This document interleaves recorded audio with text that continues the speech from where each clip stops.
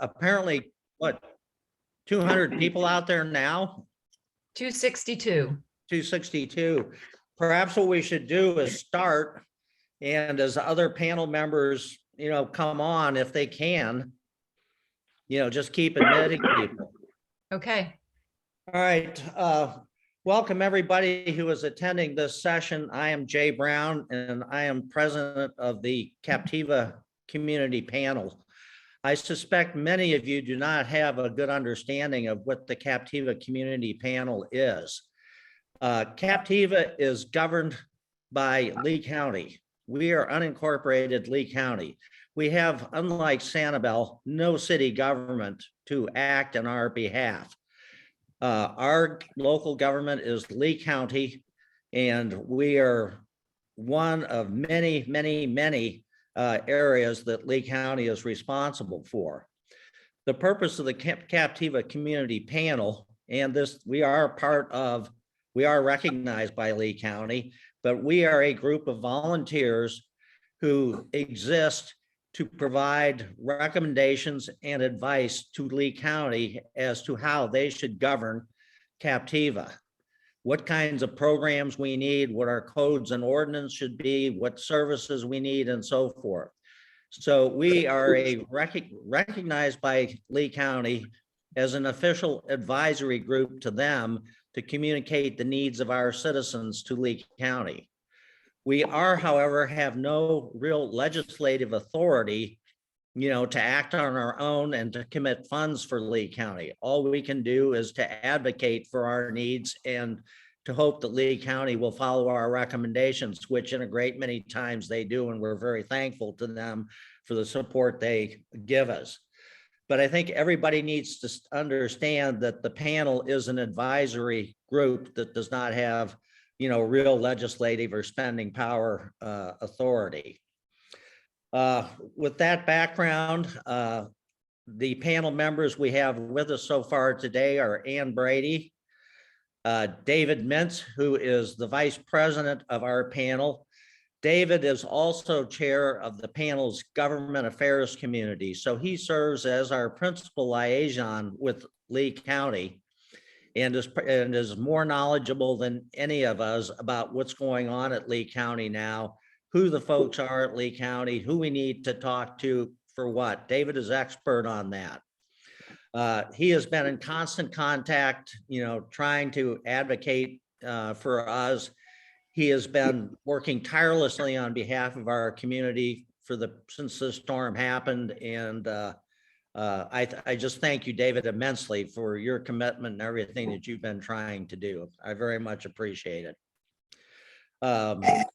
We also have Bob Walter on the panel, and Bob is also the emergency operations is a key executive with the South Seas Resort, but is also our liaison with the emergency operations group at Lee County. So Bob is an important person for our recovery, and we're very glad you're attending, Bob. Then we have Bruce McDonald, panel member, and Linda Laird, also with us thus far. You also see Jeff Brown, who up until a few days ago was Captiva's fire commissioner, which he had to resign as he sold his house in Captiva and is not officially a Captiva resident anymore. So hopefully, Jeff has, I think, some knowledge of what's been going on, and we also hope to get the acting fire commissioner on this call later on, John Hall. So those are the first. John Bates. Yeah, John Bates. I'm sorry, I don't know why I keep wanting to say John Hall.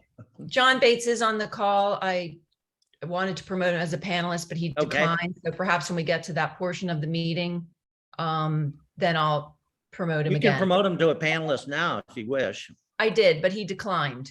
Oh, okay. Jeff Brown. I'm texting him now. Thank you, Jeff.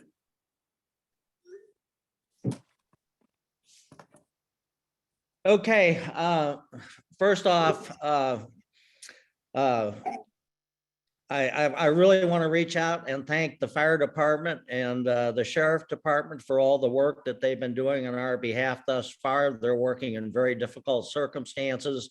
They have terrible communications.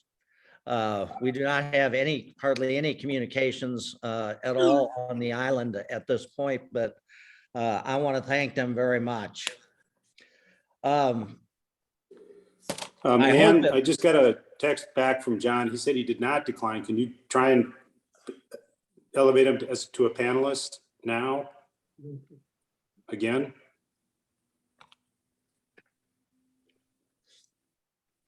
Okay, Did, I'm hoping that we can start in developing some plans for our recovery. I know this is what we want to all see. We hope we can start getting Lee County working on our behalf, doing things such as how can people learn the condition of their homes? I think I have a pretty good idea of what the general overall situation is on Captiva, but we don't know the specifics of each person's home. And I know everybody wants to find a way to learn that. Another big issue is how can we get insurance adjusters out, and start doing their work? That's something else we need to work out as quickly as we can. How can we start, the remediation of our homes? How will transportation work? Getting people back and forth to the island. We're starting to get some ideas on how individuals might get back and forth, but in terms of longer term of how you get insurance adjusters on, people that can start helping remediate homes is an unknown. But we need to make progress on. And I think at this point right now, most important, how can we improve our communications with the people that are doing our sheriff and our fire chief and people from Lee County that are working on our behalf? How can we improve our communications with them? At the present time, they are very poor. So these are the issues that I hope we can begin to address and make progress on over the next coming days. We have invited a number of people to attend this meeting to try to update us on the situation. All of them said that they would attend if they were able to technologically get on the call. Okay. And they were I'll make not sure. fighting other fires. So. Jay, we're can I hoping- interrupt? Can I Yes. interrupt for a second? Yes, absolutely. Could you please let in Commissioner Ruane? Is he in? He's trying to get in right now, Okay. and he's there. It would be probably under his last name or his first. Or something with Lee County. She's.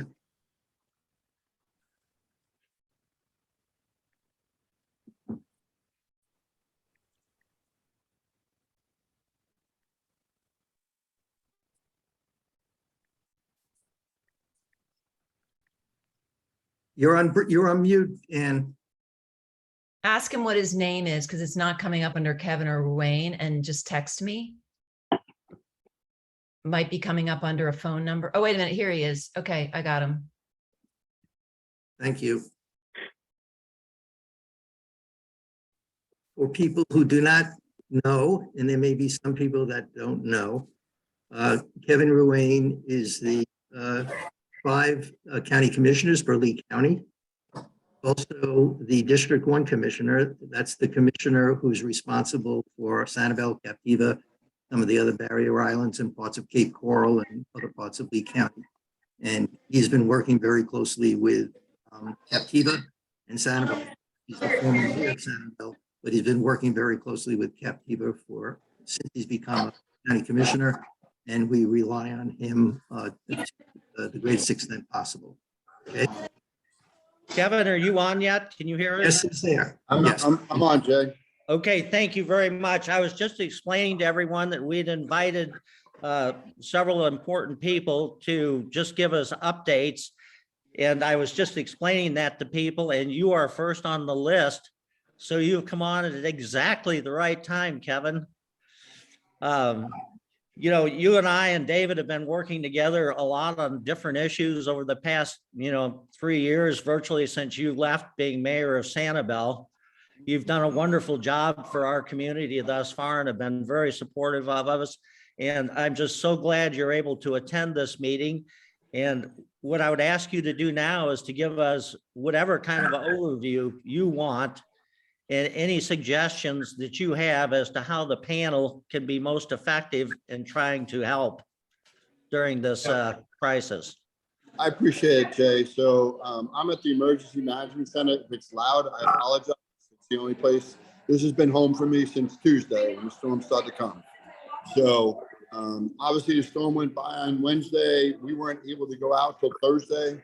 I went in a helicopter for 3 hours to try to assess and coordinate search and rescue. We've rescued over 600 people between Captiva and Sanibel alone, just search and rescue. So that was our first mission, trying to make sure we did that. I was actually on Captiva yesterday, at boots on the ground, spent probably 4 hours. Not only did Lieutenant DeWicki, but your chief out in Captiva worked really close Jeff together. Powell, yes. Yep, just to understand the circumstances that we have. We basically are trying to develop a separate situation for each Barrier Island, okay? Sanibel has much different issues than you do. Pine Island has different issues as well.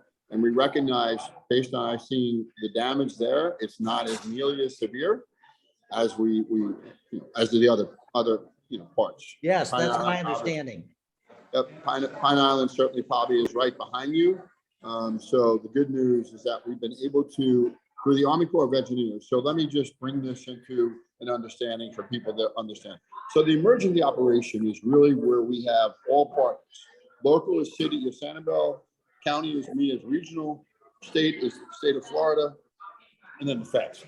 Everybody's here. Okay, if you walked into the situation room, there's 250 people working, all agencies. We're trying to have objectives and missions. That's what we do. Okay, here's what you have to do. So infrastructure has been compromised. So let's talk about infrastructure as best we can. So infrastructure are bridges. Infrastructure is water, and water is drinking water. Infrastructure is sewer. Okay. Infrastructure is power. Infrastructure is self-service as well as Wi-Fi. So those are the issues. I'll put down each one systematically to let everyone know what we're doing. Right. Okay, so the important thing with the bridges, we've had dive teams go assess the damages. Pine Island, basically, we found a cure, a temporary cure, to have that bridge connected by Saturday, October 8th. So Wow, that's great. What that does is now have the Army Corps of Engineers move over to Sanibel, and the divers have been there looking at the issues of the 5 different breaches. What can we do? There's 4 potential scenarios they're working on as we speak. We already have a memorandum of understanding that FDOT is taking care of that. It's already been signed off on. So we don't have to worry about the FEMA or the bureaucracy associated with how do you do that? They're just taking over, just like Pine Island. They came up with a plan. It's executed. It's done on Saturday the 8th. So we're trying to understand that. In 2 days, I'll have that plan. Okay. I'll understand that. That basically will give us what our options are. Because if the bridge is something that's going to be long-term, we need to come up with a plan from boats and barges. Okay, and recognize that. So it's important to understand what are we working with, because I don't want to develop a plan and then obviously have to change gears. If the bridge is something that we could do in a temporary type of situation, we want to do that. If we have to build it like they did the last time, where the Causeway Island was, Causeway Bridge with the drawbridge is operating, and then they're building the bridge right next to it simultaneously. We'll come up with a solution. Okay, let's work through that process. I understand everybody's a few steps ahead, want to know, get their insurance adjusters on, and I recognize that everybody wants to look at their homes, and we want to make sure we let everyone have that opportunity to do so. We need to make sure we're doing it in a safe environment, and I need to understand the challenges on the water if the bridges is not an option. Okay? Right. So how do we do that? How do we come up with that plan? So, that's going to take a couple of days. As soon as we have the bridge options, we'll come up with a waterway plan. Okay. And that will include how Captiva or how people. So, yeah, so each Berry Island is gonna have a separate plan. We can't have one size Okay. fits all. That's terrific. Yeah, the most important thing that I achieved was not only my flyover, but going and having boots on the ground, because I can give firsthand testimony of what we think we can do. I mean, there was a lot of things going on here on solutions. We're trying to have one size fit all. And that's not necessarily what we want to do. We now recognize that this is exactly what we want to do.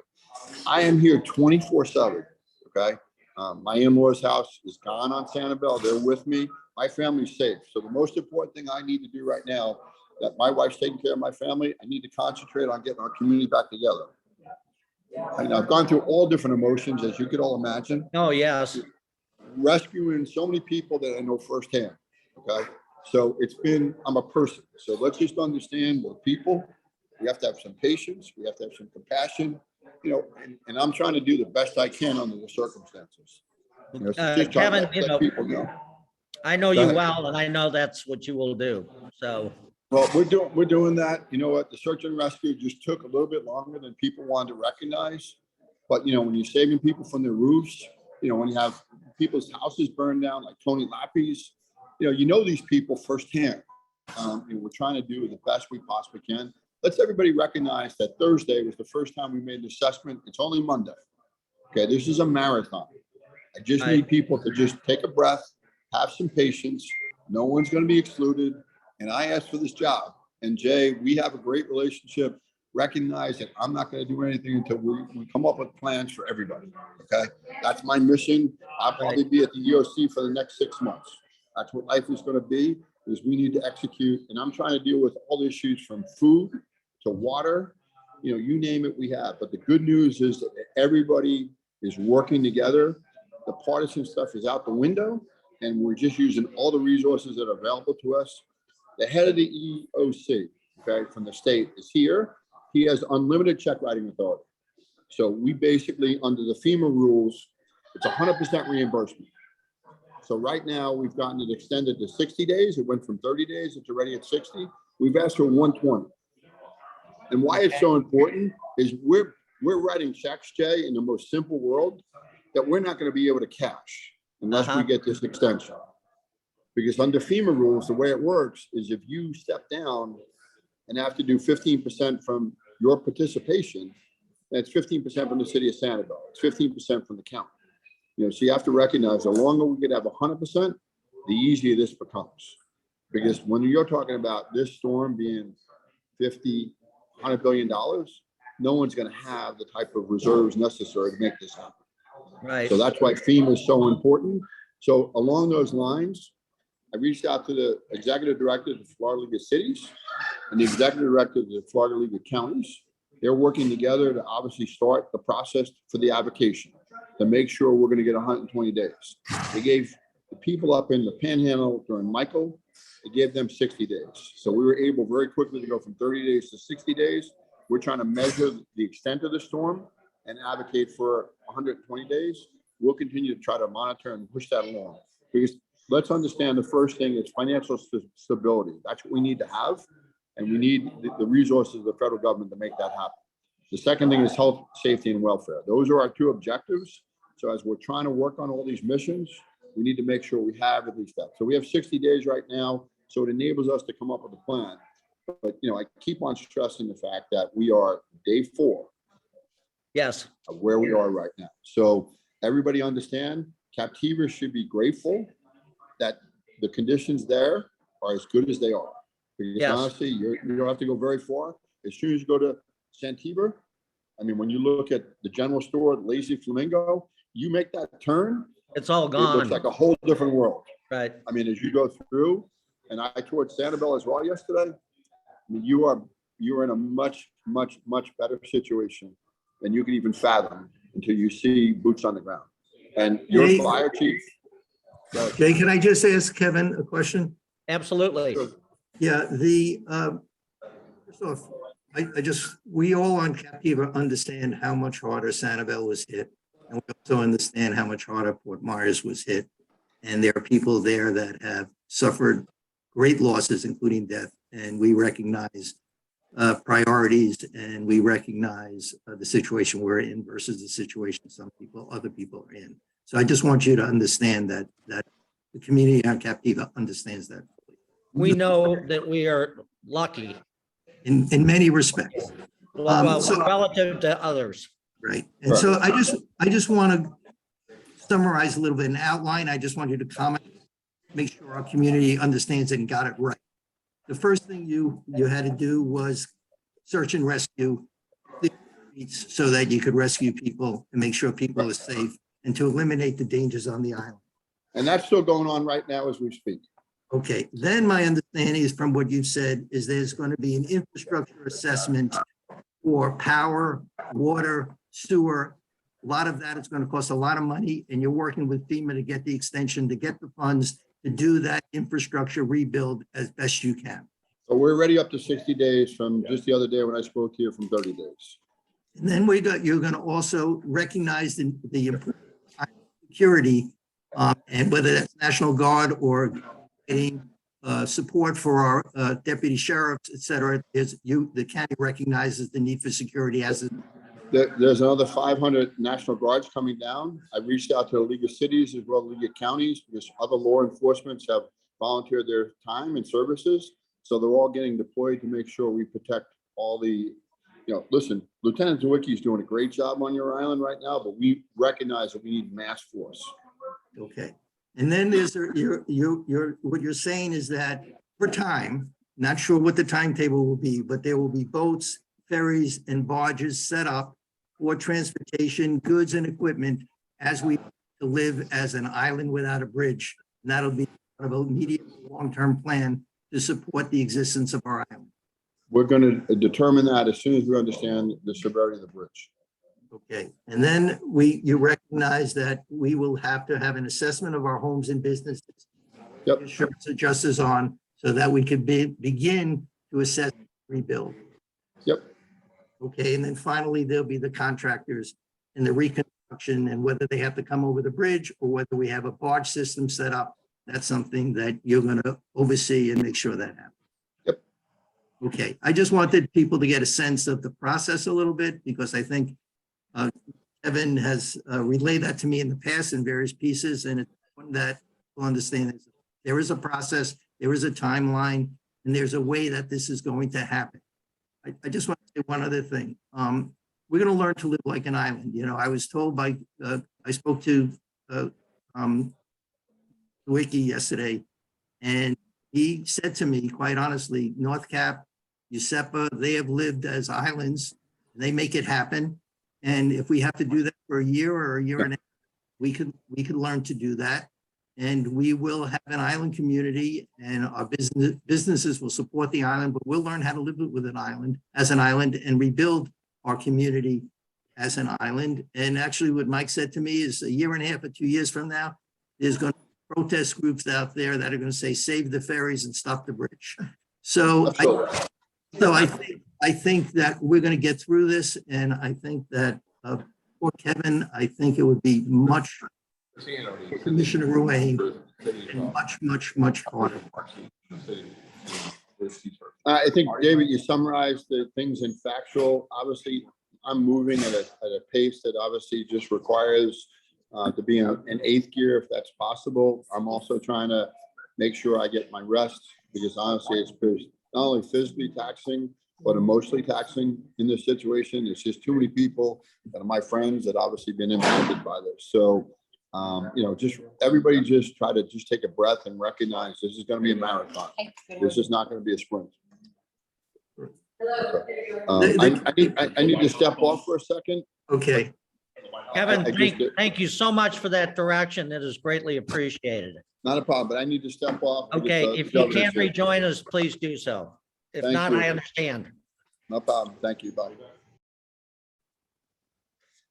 Okay, well, I think that was very helpful to me.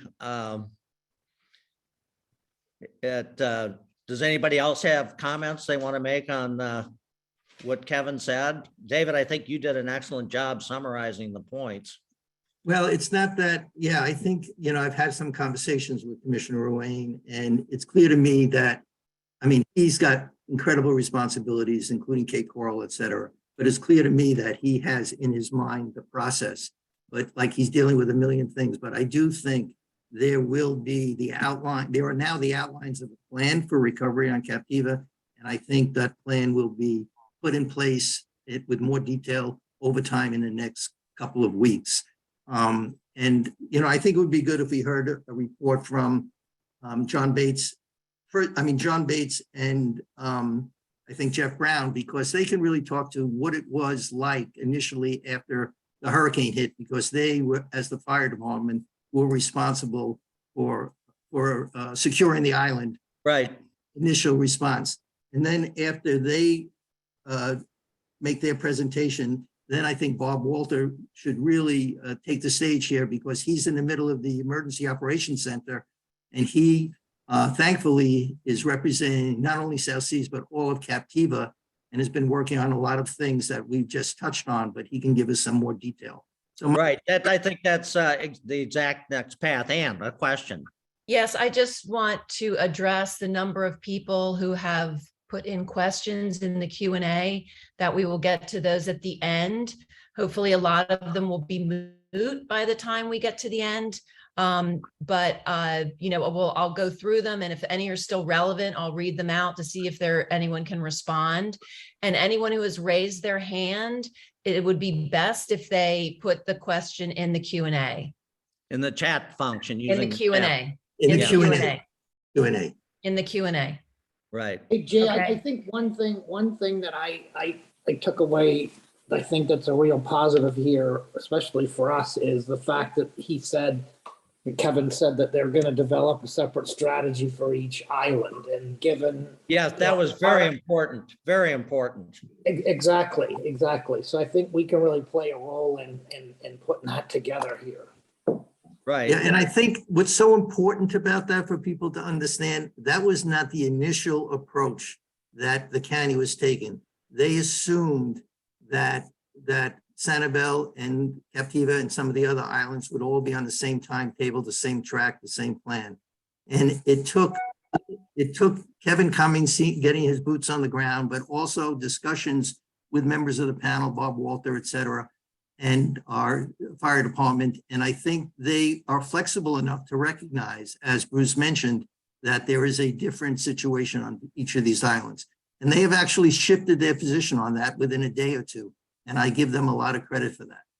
Yeah. We all have the understanding that there are going to be instances where Sanibel is going to need us and we're going to need Sanibel, and vice versa with Pine Island, et cetera. Yeah.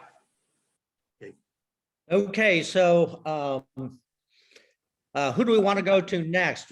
Did we say, Jeff Brown and John Bates. okay, Jeff Brown and John Bates? Just You to have give the floor. people a sense of what it was like and what the fire department has over the past 4 days, because it's been incredible from what I understand. This is John Bates. Jeff, you may want to start and explain your role in our getting communication from the fire chief out to the residents and to the panel. Explain that process, and then we can finish it up with me. I'll give you a report on what I saw on the ground yesterday on Captiva on my brief stay there. My primary goal was to have a face-to-face with our fire chief, so that because the communications, the cell phone communications are essentially non-existent. And for Captiva, they're working on it. They may have it rectified today or within days. We were hoping the fire chief could get on. I'm sure he cannot because of that. But Jeff Brown, if you want to go ahead and give them John, a I heads understand up. that both Jeff Powell and Mike Sawicki are right now meeting with the National Guard, and that's why they're not able to attend. That's correct. Okay. Okay, Jeff, I would really like you to just spend a little bit of time describing what the fire department had to do the first 4 days they were after the storm, because I know you know. Okay, well, I appreciate that. Up until actually last week, I was the chairman of the Captiva Fire Commission. I had to leave that position because I sold my house and I can no longer serve. in that capacity unless I'm a resident of the island. So, but Are I've you been able working to with, see, Jeff, are you able to see into the future or something? You just sold your house last week. yeah, but my mother-in-law has a house on Sanibel, so we're affected as well Yeah. by this tragedy. But I've been working with Jeff Powell, Chief Powell, for the past 4 years. And Jeff and I have been in contact literally since the day after the storm. As mentioned, the cell phone communication is extremely difficult on Captiva, and there's no internet access. So Jeff, when he has an opportunity, he gets up on the roof of the fire station and he's somehow able to get a cell signal. He'll reach out and call myself and John Bates, and we've been trying. I've been his press secretary, so to speak, helping him put out some communications to the community so you understand what is happening on Captiva. And I apologize if some of those communications are not as detailed or specific as they should be, but we're doing the best we can given the situation that we can. The chief has done a remarkable job in his crew. They had 12 people out on the island as soon as it was physically possible to get there, and they have cleared the island roads.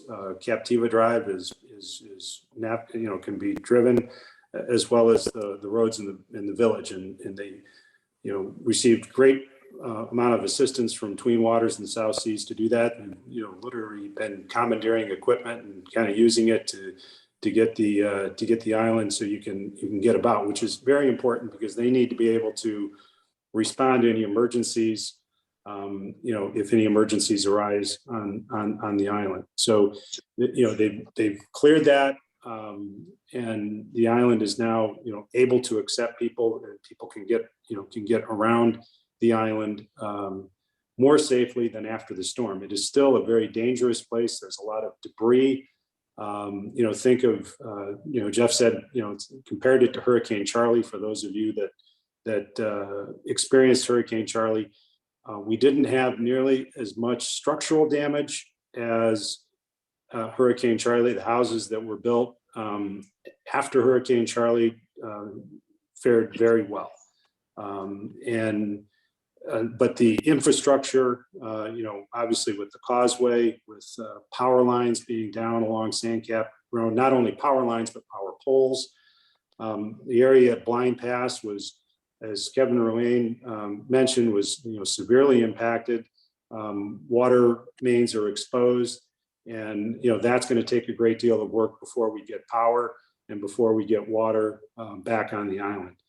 Without water on the island, it is very dangerous. We don't have the ability to fight a fire if one should develop, and that's why we've been cautioning people against using generators or transporting fuel or storing large amounts of fuel, because if there was a situation, it could be potentially catastrophic. Let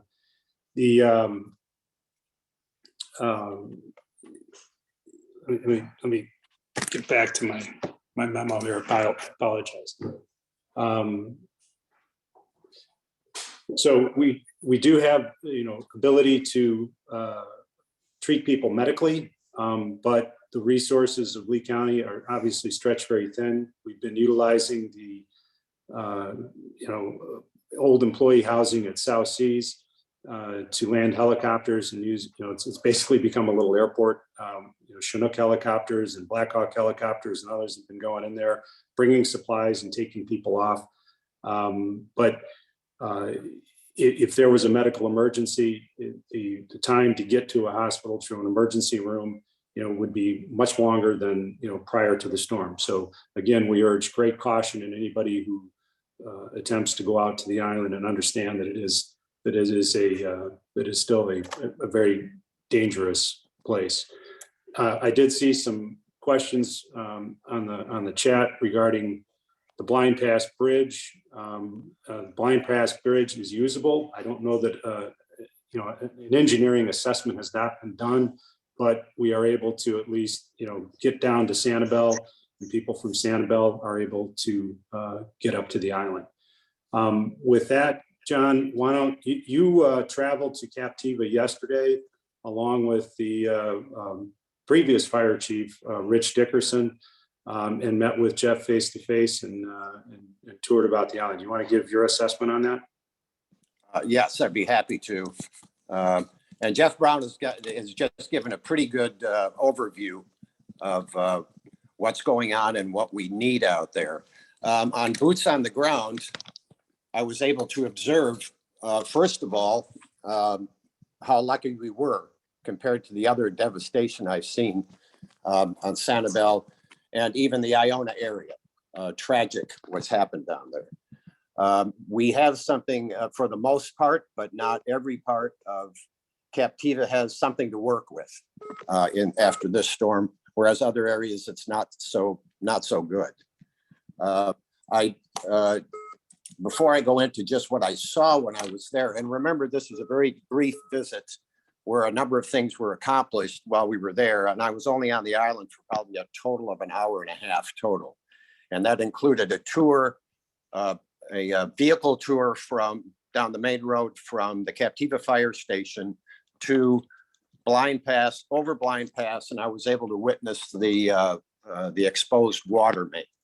So getting back to what Jeff was talking about, we've got some big priorities that our fire chief is working on, from working through the Emergency Operations Center and through the processes. And we need better communication for him on Captiva Island. That is a priority at the moment, so that he can be in better contact with his fire commission, better contact with the public in general. Secondly, he needs his fire equipment on the island yesterday. The main firefighting engine and other equipment needs to come over as soon as possible, however that can be orchestrated. And thirdly, and probably mostly important, he needs water in those fire hydrants before he can adequately protect anything on that island.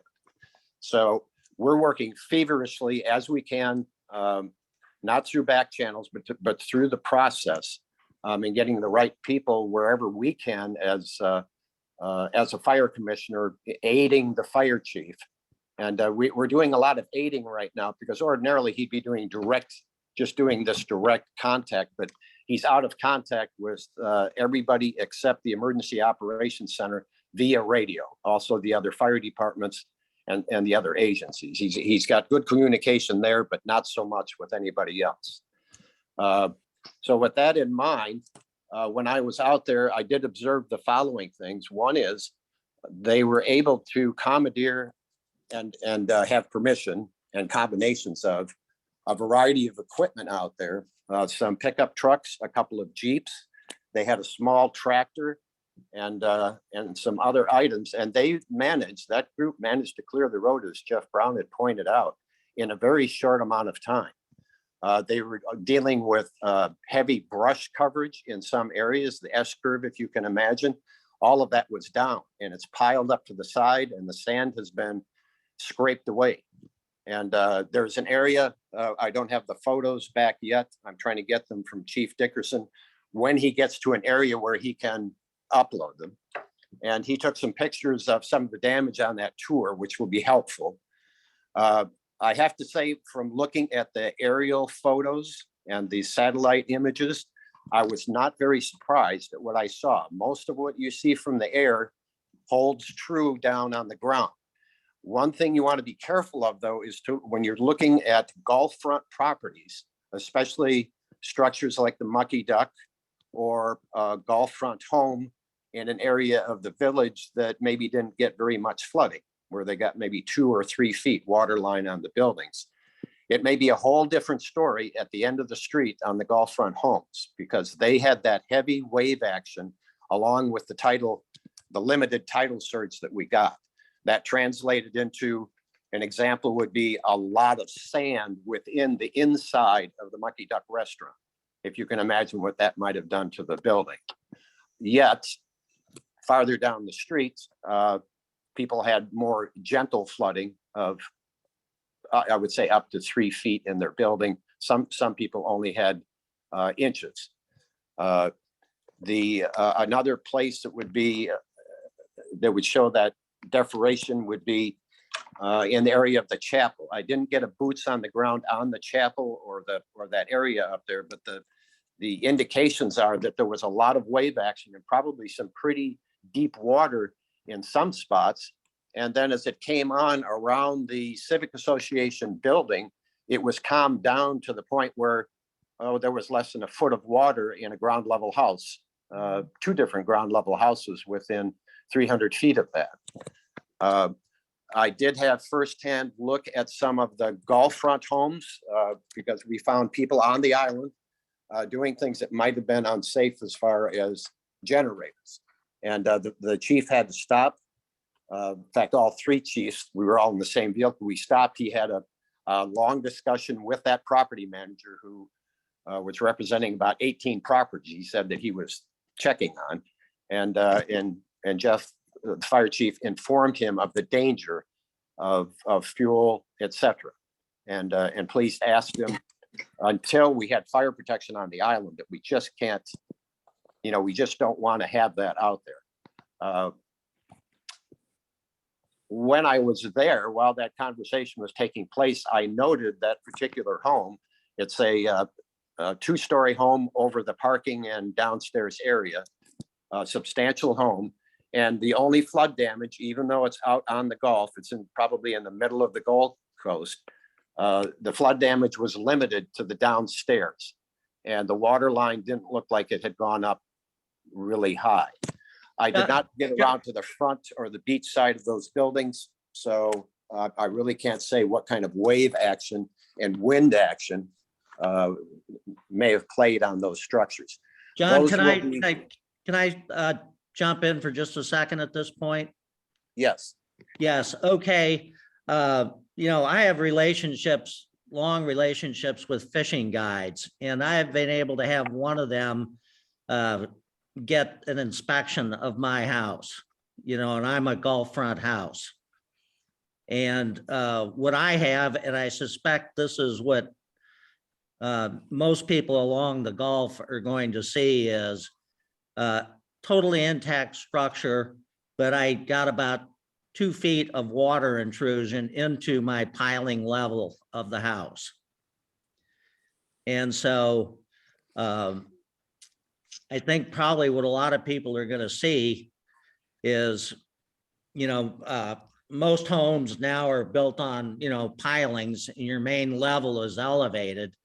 But, your lower level where you have cars parked, or maybe you've got an exercise room down there or some kind of utility room or something, that's probably what got, some water in it. Is that what you think probably happened in the home you were describing to us that you saw? Yes, that's primarily what to expect. That particular home, and I have a firsthand report on a home in South Seas, which is constructed much like yours, but unlike yours, where you're set back from a road with a lot of beach in front, this one is right up on the beach with quite a bit of beach at South Seas. That's substantial, but the home was up there facing right out. And what was described to me by the person on the ground there at the time that I was there was that the wave action and the flood action there caused the lower area to be pretty much washed out. The golf cart that was in the downstairs area was 100, 200 feet away from the house, upside down. I say, yes. The Range Rover that was parked in there was wedged up against the frame of the garage. Yeah. So there was enough water and enough wave action. So some of the Gulf front homes will have probably quite a bit of damage to go along with that 2 or 3 feet of water that's in their lower level. They should expect that. And it depends on whether you're on the high ridge along tween waters where you've got 11 feet of elevation, or if you're in an area where you're only maybe 5 feet of elevation. That 6 feet makes a big difference. Yes. Then the other thing I noted quickly on conditions was, as you get down to Blind Pass is susceptible to every storm because it's kind of the turn of the island. And it it took a real hammering this time. And it got a portion of the surge for whatever reason they'll figure out later. That was probably a little worse than most of the island, thus causing all that damage. The Lazy Flamingo restaurant looks like it was kind of split in two, depositing part of the building over the road behind it, for example. Also, while I'm on that area, let me back up here. I was talking about the three priorities that the fire department is working on. One is communication, so that you can be talking to the fire chief about this instead of a fire commissioner who's not on the ground. Two is getting his fire equipment back in his fire station so that he can function. But he can't properly function until we get the water back. And that's the big emphasis here. The chief reported to us on site and yesterday that he's in contact with the Island Water Association, and they were to they've been assessing, and he was hoping to get an answer today on what it was going to take to turn the water back on so that he has water in the hydrants. And one of the big concerns that I saw on the ground was the main water main. It appeared to be the main water main at 8 or 10 inch diameter blue pipe was completely exposed on the eastern side of Captiva Drive from the curve where you turn into Blind Pass, and it was many hundreds of feet down the road. A lot of sand was shifted in that area, and the fire district and now the Division of Forestry, which is on Sanibel with heavier equipment, has pushed that clear so they can drive through there. But it's dunes of sand that were pushed aside just to get in. That means there was a lot of water and a lot of wave action, and we're talking whatever those waves were, 6-8 feet rolling in there, and that's why there's that heavy damage in that area. And it's like night and day compared to the village area of the island. So anyway, those are the three big priorities we're working on as quickly as possible. And as soon as he has communication, he's got his fire trucks there. And that includes getting his fire truck out there, also includes one way or another, getting diesel fuel to his station. He's been able to, he's got the tanks full now. They were, as I understand, they were able to get, with that tractor, they were able to drag a vehicle. I don't know if it was on I think it was on Sanibel, but they got diesel fuel and they got it into the station tank. So he's good for a few days to keep the only functioning building on the island going. And once we get that squared away and get water in the fire hydrants, it's going to be so much easier for the contractors and everybody to get up there and work and get these properties restored. That I can't emphasize enough, because I was fire chief for 26 years up there, and I went through Hurricane Charlie. The amount of dead vegetation already on the side of the road from just the clearing the fire department did, and the road and the crews that are coming up there, the Bob Walshers and the other people that are sending crews in to clear out around the buildings on Captiva Island, is going to create a very heavy fire load. This is dry timber. Yes. It gets piled up like a logging camp. So it's imperative that the fire district get these fire hydrants. Even it doesn't have to be potable water, just water in the fire hydrants with adequate fire flow. I am hoping if IWA finishes their assessment and it turns out that they can actually get their pumps running again. Captiva has I forget the capacity, it's at least 1 million gallon storage tank there that can be used if they have pumps. If they can't use the water main coming up from Sanibel because of the exposure or the breaks that might be there, they can cut that off, and we could have a limited fire protection water supply on Captiva with that. I'm kind of speculating here, but that's the kind of things that they planned for, IWA plans for. And we're hoping, I was unable to reach the chief on a dozen attempts this morning, and I'm hoping to get a feedback from him on what IWA is telling him about the timeline on getting those fire hydrants operational. I John, think that's probably the bulk of my report right there, and I'd be happy to answer any questions you might have. John and Jeff, I have two quick questions for you. As people are coming back on the island and their property managers are coming back, and I know it's just beginning to happen, and as some of the folks go into their houses, they're going to find lots of items that are wet, and they're going to want to get them out of there. Some will probably cut off some drywall, but what should they do with the debris in their house that they want to get out of the house because it's wet? Do they put it on the front yard? Do they put it on the street? Do they not do that for now? But I do think people are beginning to, will come on the island. They will want to get things out of their houses. Does the fire department have a position on that as we speak now? The roadways, yeah, the roadways need to be maintained so they're passable.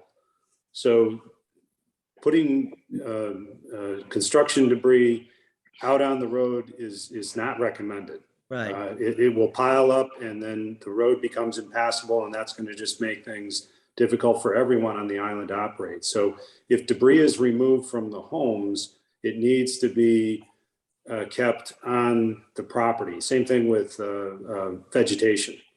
Right. And as Well, John said, and Charlie, Jeff and Charlie and John, the practice I recall is people moved debris to the front of their lots, but set back from the road. Exactly, Jay, but I can remember I was out there during Hurricane Charlie. Those debris piles quickly spilled onto the road and made the roads very difficult to pass. I think the answer to that question is really going to be, when can FEMA get out there to collect the garbage and the trash and get stuff off the island? Okay, so if people are somehow able to start, I don't know how yet, but starting to do stuff like, if they want to cut drywall out of their house, if they have a way to do that, they should keep that in the center of their property for now. Towards the front, but keep it out of the road. You They're absolutely gonna have to move it twice, basically. Road. They're Right. gonna have to move it twice. Yes. Okay. Simple as Good. that. Okay, and the second question I have, which didn't occur to me until I had a conversation with Commissioner Ruane. And just to connect some dots, the FEMA, the removal of the trash, the water main break that John Bates talked about, the electric, the power, all of that, there's not a lot of money to do that unless we get the federal funding. And that's what Commissioner Ruane was focusing on, is getting, when he was talking about the 30-day window, which he wants to extend to 120 days, he wants to get that federal funding to take care of all these major cost items that we have to first do to clean up the islands. But one of the things he mentioned to me is that he had heard that it is possible that many of the septic systems on the island may have been damaged by the hurricane. Now, we know that they're investigating the FGOA plan, the wastewater plan for South Seas. And we know, I'm sure, that they're going to be looking closely at the package plants at Twin Waters and at Sunset Captiva and Captiva Shores to make sure they're functionable.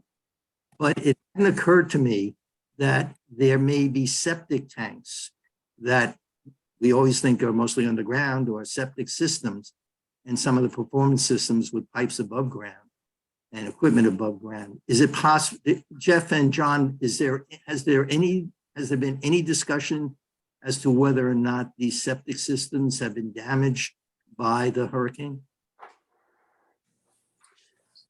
No, I have not had any conversation with the chief regarding septic systems. Because Nor that's have I. Right. okay. So that is something we're going to have to take a look at, because I think there was an assumption that once we get back into our house, even without power, even with power with generators, or even if you have a gravity system, that your septic systems would work. I'm not sure, and I would hope that would be true, but from what I'm hearing is that can't be assumed at this time. I don't know, Bob Walter, if you've heard anything about the viability of septic systems? I have not. Okay, so that's something, Jay, that we need to just take a look at. Now, my understanding is Bob Himshoot, who is with the Cruise Environmental, is on the line. And actually, I have him on my phone, I think. I thought I did. I hope he, if he hears me, if he can call me again. I think, and if he's available there, but Bob, if you hear me, I'm going to put him on speaker. And let's see if I can do that. Are you there, Bob? Okay, hold on. I'm trying to get you on my, there you are. Okay, did you hear the question about septic systems on Captiva? Yes, I'm standing by to try and answer your questions. The basic thing is try and stay off the drain fields with equipment or storing debris. For the most part, septic systems will remain intact in the ground unless they have heavy traffic going over to the west side. That's a different story. Most of them in a flood situation will stay intact.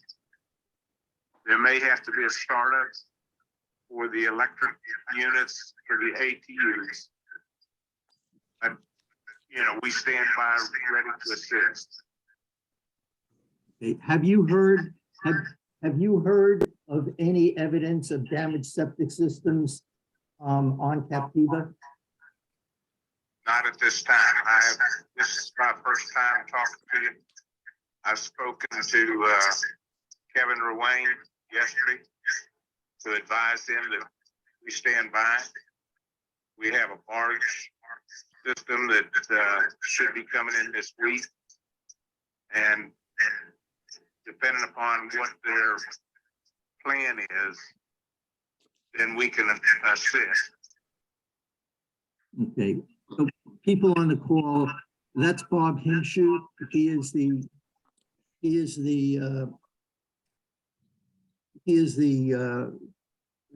founder, basically, of Cruise Environmental, and they are very familiar with our wastewater systems on Captiva, our septic systems, and he has been an advisor to the panel over a long period of time as we've been doing our sewer projects, and I am sure he will be available to us if we need assistance with our septics. Jay? But David, what was the main thing he said about the viability of septic systems? What right now? he basically said is to stay off the drain fields, that unless there was severe flooding and wave action on the septic systems, chances are the underground systems will survive and they should work once you put them back to use. With respect to the high performance systems, he basically said that since they may have to be recharged, you're going to have power to get them to work. Yes, right. There's issues with, he didn't say this, but there are issues with bacteria that have to be making sure they're functionable. So I think that there'll be a little more complex process getting performance-based systems back to work. But he seems to suggest that the septic system should have survived the hurricane. It may not be true in individual cases, you know, where pipes break or trees come down on them, et cetera. But he seems to be fairly confident that the septic system should have held up. Okay, good. And he said, keep debris off, as you're cleaning the house, keep the debris off the drain field. Hey, can I Okay, ask a question? Hey, Jay, can Hold I on. ask a question of Yes. John Bates, if he's still on? Can you just, John, if you're still on, can you just clarify? I think you made a comment about us having a backup plan in the event that the water main is damaged to get fire or water back into the hydrants. Is that just for fire service, or is that backup system also provide residential water as well?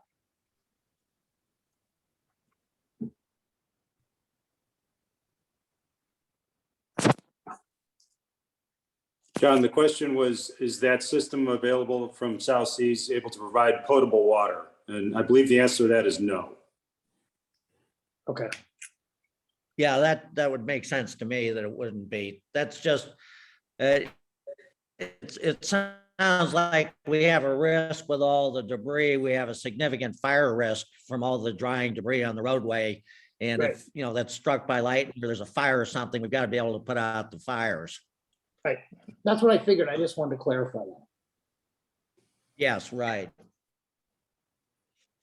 Okay, while we still have the fire department, you all have put out that it's possible for people to, if they can find a way to arrange boat transportation to a dock on the island where they have permission to land or own their own dock, that type of transportation to the island is permitted at the current time.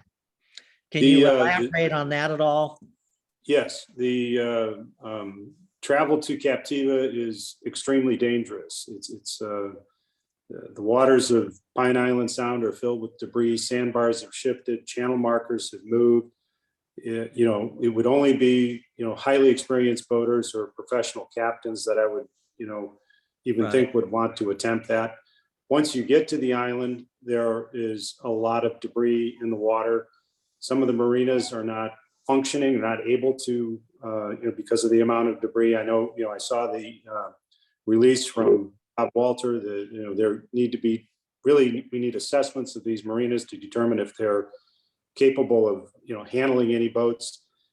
We don't know the condition of anybody's, private dock. I have a dock out on Captiva. From the satellite image, it looks like part of it's gone, but I don't know where it is. It might be, right where the boat goes. So it's extremely dangerous to do that. We're not recommending it at all. But yes, if you can, somehow safely get away out to Captiva with proper authorization. There are no public docks. There are no public docks on Captiva. Anybody who comes out needs to have permission to be, to tie up or utilize the dock. If you want to jump off and, from a boat, you need to have permission to do that. Otherwise, you're going to be, trespassing. Right. Sheriff Okay, office will but deal with. An idea I have is, there are many, many fishing guides, serving the Captiva, area, and I know a great many of them. And these guides are all, their livelihoods are gone now, at least until there's some return to normal life. And they would all be experienced boaters. And would it be feasible, do you think, to have fishing guides providing service to transport people to the island as long as there's a landing spot on the island that's approved for them to land on?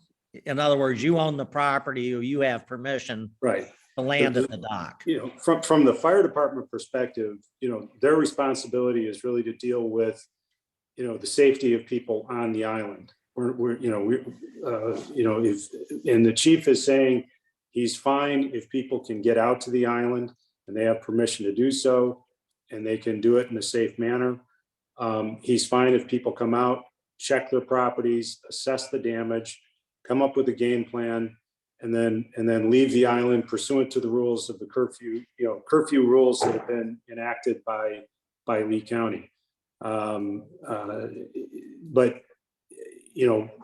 we're not the ones to determine where that location is, or who's going to be doing that. I think that's kind of outside of the scope of the fire department. But as far as people coming to the if private citizens, if somehow they can arrange to do this, they can hire they could hire their own fishing guide or find some other experienced boater. Correct. But can I speak to the challenge on that? Because we have limited resources of police and fire out there. Yes. So if we have 40 boats trying to dock on a beach somewhere, which, Jeff's absolutely right. The waters out there are horrendous and dangerous. So someone that doesn't know what they're doing shouldn't be out there. Right. But there's going to get to a point that the sheriff's office can't distinguish who's looting and who's checking their house. So they have to be very comfortable with how we go about this.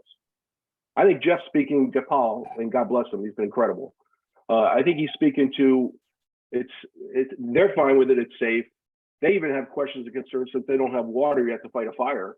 That what are you going to do once you get to your house? And they're trying to help everybody out at the same time, balance this concern of what are you going to do once you get there. Right. So it's I mean, and Kevin said it best. It's day 4. I looked at my wife last night and said, this is a week old. And she goes, "What are you talking about, Bob? It's been 3 days." Yes. I mean, so let's just keep it all in perspective, please. Okay, Understand.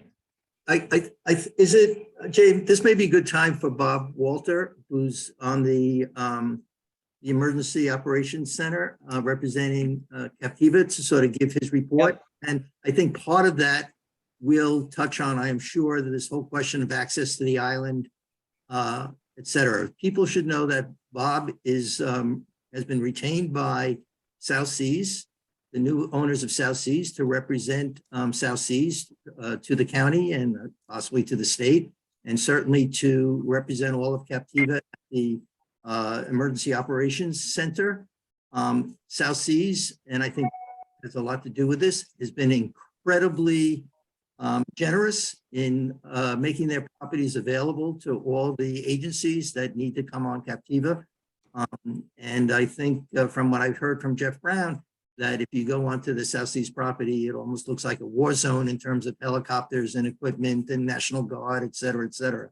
And the fact that South Seas has made itself available in that way, I think Bob is extremely commendable. So anyway, maybe you could give you a report now? Absolutely, thanks. And for those that don't know me, I was the managing director of South Seas previously for the last 10 years.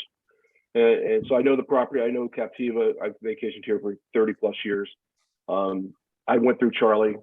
I was down here 3 days afterwards. I worked for the management company and ownership that had Charlie at that, or had South Seas at that time. So I can tell you right now, Captiva got lucky for a couple of reasons. One, where the storm located and came through, but more importantly, and I'll just toss a hat out to the CEPD and our beach nourishment. We just got done with that beach nourishment, and it was a lot more beach for that storm to beat up on, and it saved us. It absolutely saved us. Now, I want to take a shout out to Jeff Paul at the fire department, and Jeff Brown and John, as well as Mike Swicky, Lieutenant Swicky. Excuse me, my phone's ringing off the hook. Lieutenant Swicky with the sheriff's office, and Carmine Marcena. I went into the EOC. This is the first day I've not been at the EOC because I have like 13 calls today. I've been at the EOC since Friday morning, and we wanted to get a team out there as soon as possible to assess, and everybody said no. I grabbed Kevin, Brian Hammond, and Carmine Marceno, the sheriff, and I said, "Hey guys, listen, we just need to be out there. Mike Sawicki's okay with it. If you're okay with it, we'll just work with a limited amount of team." They said, "Whatever you need."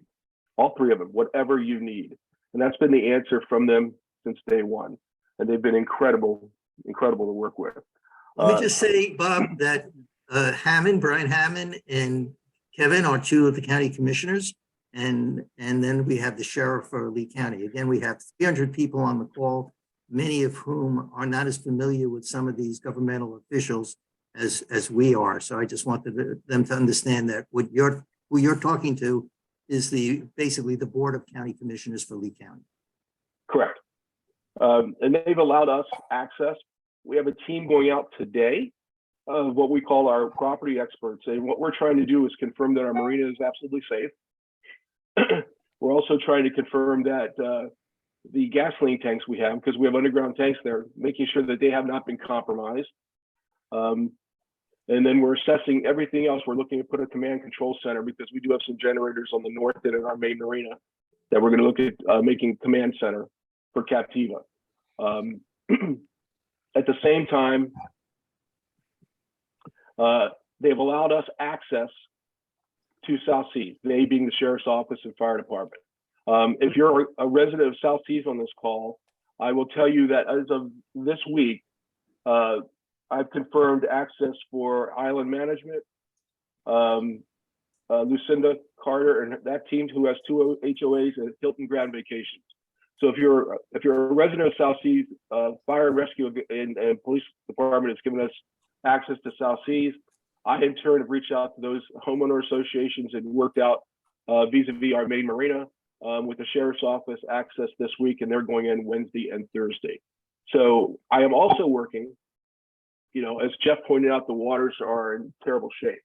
I'm working with a few individuals that have assisted first responders to get out to Captiva, and they know the waters inside and out. I'm also working with them on a short term, hopefully as early as this week, probably looks like more like next week, starting some service out there. But I got to get permission from the fire department and sheriff's office prior to doing that. But I want you to know that we're lining that up as soon as possible. And one of the challenges we're having to get out to the island is, where do you leave Fort Myers from?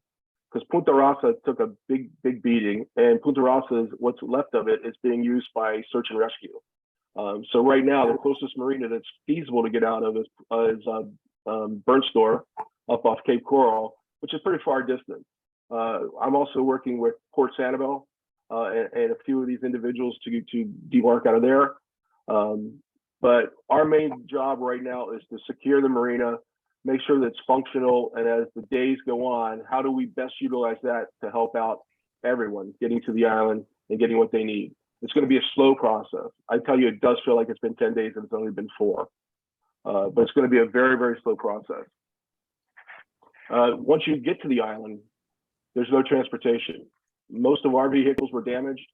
We have limited supply of vehicles that we can get to and around South Seas. So we're working on that as well. David, do you want to mention the Captiva cruises? Yes, So we're working on more, it's more long-term, but I think it'd be important on this call for people who Right. are working toward and how the We're- county's helping us. yeah, we're starting again to visualize our existence as a real island without access to bridges. And as people know, Captiva cruises have 3 boats. One was the Lady Chadwick, which was in dry dock actually on Fort Myers Beach and has suffered some damage. But they have the other 2 boats, I think it's Playtime and Santiva, which are ferry boats basically, and they hold quite a number of people. They hold 40 people each, David. And thank you, and we're working with Captiva Cruises to set up a ferry service, which will have regular ferry stops, regular times from the mainland to Captiva, so that people will be able to get back and forth on a regular basis. They'll know how to do that, when to do that, and from where to do that. And or their attorneys are beginning to draft up a contract. We're hopeful we have a contract developed that Bob will bring to the county, Bob Walter will bring to the county.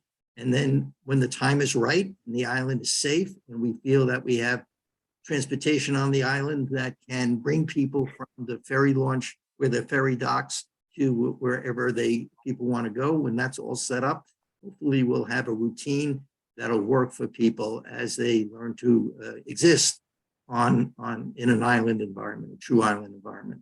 So Yeah, but David,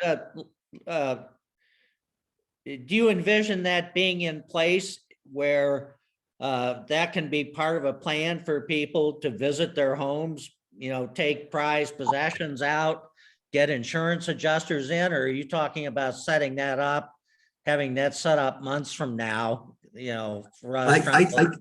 It's a good question. I don't think Hybrid. tomorrow. I don't think it's going to be months from now, but I suspect it will be weeks from now, or even a little longer. It's something that I don't see as part of this immediate emergency. Yeah, getting people, Getting people, but I can't tell you that for sure. This is, once we find out what their needs are, they're going to have a place to launch from. They're going to have a place to at. They're going to have access to fuel. At this point, there's no fuel availability on the waters. So they've all been destroyed. So they're going to we'll have to work that out. And then maybe it would be a Captiva ferry alone, or maybe it would be with some stops at Sanibel, or maybe it'll be one boat in one place, one boat in another.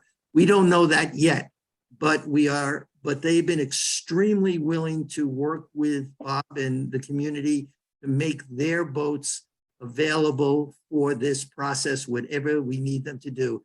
And what they've said to me is that Captiva is their home, Captiva is their island, and that's what they love, and that's their first priority.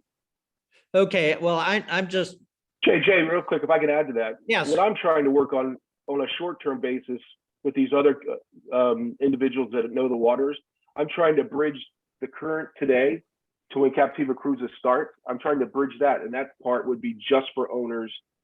What I'm trying to do would be just for owners and adjusters and whomever they need out Right, there. okay. It's going to be probably a first come first serve. I'm thinking 2 trips a day. You're there for 5 hours. You're back. If you go out at the 9 o'clock, you got to come back at the 2 o'clock. And if you go out at the 11 o'clock, you got to come back at the 4 o'clock. That's what I'm thinking. Time and attendance type thing. You know, we went out with 15 people. Roll call. You're all back on the boat. Let's go. Right.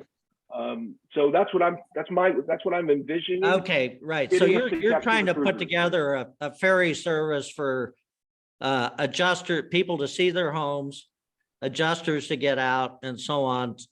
And Correct. That's what I'm trying to do. right, You know, the resort's working on getting that done for all of Captiva. all of Captiva. Okay, that's a really critical thing, Bob. Thanks for trying to make that happen. It's our pleasure. Anything more, Bob? Keep going, Bob. Do we know I think all the key points I had are the risk of going fifth in this, I guess, is, you know, your presentation gets beat up, but go ahead, Linda. Do we Hey, know if McCarthy's is going to be available, that we'll be able to come in there, or is it all going to be through South Seas, or do we know anything? John Jensen, he's actually bringing one of our HOAs out. I've got a note into John asking him about their marina, the Jensen's marina. Well, they're not his anymore, he sold them, but that marina and McCarthy's. I understand they both took damage, pretty severe. Right now, I could tell you, as we look at our marinas, we're fine. But I think in Greg's note, we have a Colgate sailboat that sunk in there, and some other debris in and out on a regular basis. And we're trying also to work out our Bayside Marina for a longer term putback fix.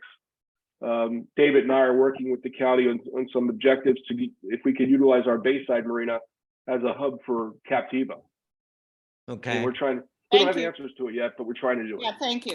And Let me just say, I'm just reading something from Lisa Bram with RLR Investments. She says, currently Jensen's marinas docks are not safe to dock. We are currently making repairs so we can provide temporary docking for residents and business owners so they can assess their properties. okay, Yeah, I think between Captiva Cruises, the resorts efforts, and John Jensen, I think very shortly we can have some sort of a system in place to start getting people out there. Yeah, and John's on the island right now, I understand. Yes. Hey, okay. Bob, it's Bruce McDonald here. Can you touch on anything, what you know or what you've heard with regard to electricity? Yes, thank you, Jeff. Bruce. Yeah, I've spoken to Tricia Dorn, who's our Lee County Electric Co-op representative for many years. And obviously we have her here since we're one of the biggest customers in Lee County. She has been awesome to work with. She's been in direct communication. I don't know all the electric lingo, but she did say that in her opinion, their boots on the ground was the first day yesterday. They got a team coming back today to reassess. And she says the initial is it's not just like we all thought. It's not as bad as we thought. And it looks like there's only a total of 5 poles down leading to Captiva. So the tone of her message was, it's not as bad as I thought. I feel pretty good, but there isn't a commitment there to time or anything like that. Right. Well, they But I am in constant also contact have with them. issues. They've got to get, power to Captiva. Right. Yeah. And also all of their equipment was, or she said all of it, I'm sure it's like 75, 80% of it was damaged, meaning trucks and vehicles, that sort of thing. So it's a massive, massive effort. Yes. Okay. So It sounds like LCEs, like from what you read about in the paper anyway, it sounds like they're making pretty good I'm talking the state, I guess, not LCEC, because I haven't seen separate information, but making pretty good progress on getting power restored. Yeah, I think Yeah, a lot of that though is we shut it off for the storm and we didn't get hit, so we just powered it back up, and look how many people we got back on board. But I mean, it's incredible effort. I mean, I don't want to. I really don't want to diminish their efforts. But Yeah, Bruce, Florida Power and Light has a lot more resources than LCEC. Yeah. And I think they have the ability and the wherewithal to get power up quicker And so the LCEC are facing a slightly bigger challenge from what I understand. But Bob, to the extent that we can do, I mean, power is the game changer for Captiva, for the homes and how much will have to be replaced down the line. We know if we can't get power for 3 months or 4 months, most of our interiors or a lot of our interiors will have to be completely replaced, as Jay mentioned before. If we get power miraculous with a miracle sooner, then maybe we can have a different approach to the recovery on Captiva. So I'm sorry, David. Communication is absolutely terrible. Everybody said this, right? Yes. So I literally have an update on the FGUA plan. It is good. oh, okay. So the FGUA plan is in good condition. All right. That's good news. FGUA plant is the wastewater treatment plant that serves South Seas. And so, but what I'm saying is, Bob, to the extent that you can keep communicating with Trish and anybody else about electric, and if there's any way, any possible way to get electricity back to Captiva quicker than having to rebuild the whole electric grid, that could be a game changer for all of us. Oh, absolutely. And I can tell you, as a resort, we're absolutely committed to doing whatever they need. I mean, we'll make every effort and pull every marker we have in our pocket out to get it done. Okay. I think that concludes, a debriefing from key players in our response. I think now we turn it over to, is there any other comments or suggestions that other panel members, wish to make, or any other panel members have questions or items they want to discuss? Okay, I would suggest that we then go to trying to answer some of the questions that people in our audience may have posed. And Anne, have you been keeping track of those? Do you have Anne, we're not hearing you. Mute. Okay, sorry. Yes, there are 82 questions, but some of them are redundant, some of them have been answered. And obviously I won't read the ones where people are just saying, thank you for doing this, which there are a lot of those. Okay. Okay, so someone asked, is there any thought to shipping usable cars off the island? If they're usable, I want that's them. all going to, all right, Bob, you want to take that? Yeah, if they're usable, give me the keys. We need them. Yeah. Do you want people to contact you, Bob? Well, listen, we may need them. I'm serious, but There's a couple of people.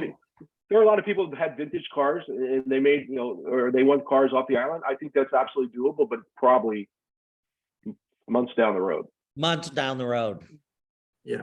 At the Sanibel press conference, they said that they have been discussing with Governor DeSantis long-term to have a car ferry that might be available for the islands. And that's just in its early stages, but there was some discussion on that. Okay. Okay. And the next one. Yes. Let's see. Is the Lee County Sheriff's Department currently screening any people traveling on to Captiva Island? And I guess there's also been some referencing, will they be screening? Will passes be required? I don't think we know an answer to something, like that yet. But I can tell you that if they see people, they are questioning them without a doubt. Yeah. They have limited resources out there, and I know it's been said 20 times, and we've posted as many. We took over 400 videos and pictures on Saturday when our team initially went out there, and they're all out there for everybody. We shared them out. If you haven't seen them, please, go on. I think Captiva Community Panel has them on the site. But there are 2 feet of sand on a lot of roads leading in South Seas, out of South Seas, and from Blind Pass all the way down. That team out there of probably 15 people, 12 fire department individuals, and I think it's 3 LC Lee County Sheriff's Office, cleared it. I mean, absolutely cleared it. It's incredible, the efforts. Right. But in terms of people getting passes to come on the island, that there's no provision for anything like that, or how something like that would work, I would think would be Well, the answer to that there will question. be. There The will be, but short-term there is not for now. ferry, Yeah, no, I'm under the impression, I know we had passes for the Sanibel Causeway at the resort. We had like a dozen. I'm under the impression, and please let me know, because I live on the resort, but every homeowner within Captiva has a pass or two, correct? For their residents. yes, Okay. So, and thank Mike Mullins. He's the one who threw that out to me in a text about 15 minutes ago, because I was working on another method, and he's like, hey, how about this? And so that's a perfect scenario that once we get some sort of a short-term ferry service out there, we're probably going to say, you got to have your pass with you. It's just Yes. going to help the fire department and everybody else. right, okay, We don't want any looky-loos, as the sheriff's office puts it. Absolutely. Looky-loos. And a number of people have asked if excuse me, Linda, you had something? Yeah, I have a question, and maybe I'm just not clear on it. Would emergency service like FEMA come in and tarp roofs, or do we need to figure out eventually how to get our own contractors to come in and do that? I don't, They're not going to tarp a private property. FEMA will not. We're it- trying to get through other channels, we're trying to get into the senator's office, and so my lobbyist has been trying to get into Rubio. They say they're under the impression that emergency personnel are not allowed on Captiva yet. I don't know. Is there anything we should be doing here, or are we just muddying up the waters? I think Kevin mentioned it. He was boots on the ground yesterday. In fact, I was at the EOC looking for him all day, and finally somebody told me he was on the island. But he was out there with, I think, FEMA yesterday, talking about a lot of that stuff. I mean, the National Guard and FEMA helicopters, it is an airstrip for military right now.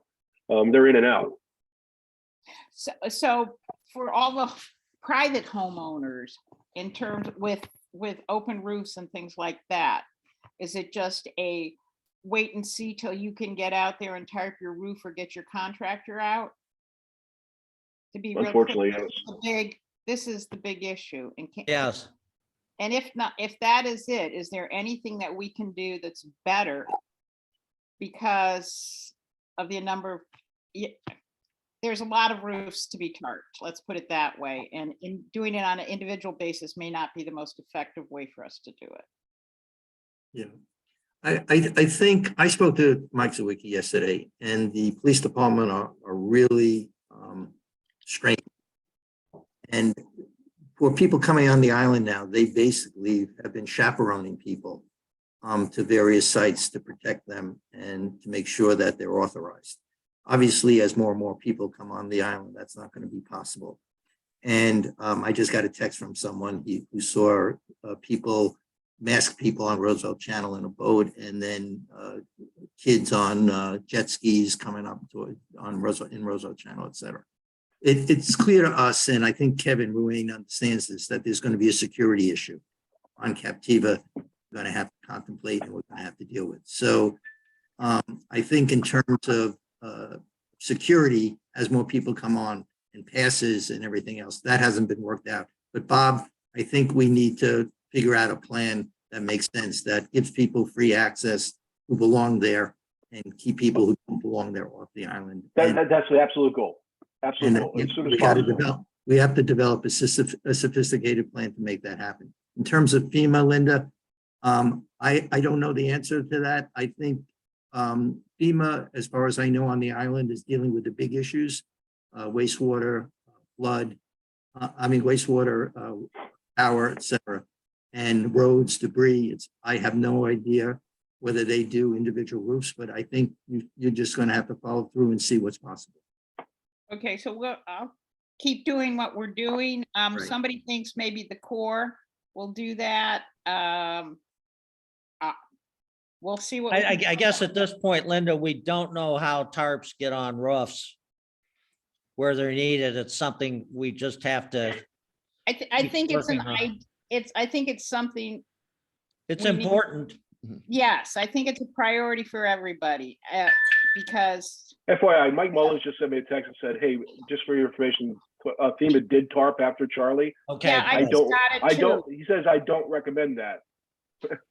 Oh, he doesn't So- recommend it. Well, if he has But any once they better, have access, they've tarped before. I don't know. If somebody wants to ask Mike, can we get No, Mike? Linda, offline, I would suggest you call Mike and then figure I out. will. I will, and I'll work it. I'll keep working it as best I can, and I'll coordinate with you, Bob. Let me know. Yeah.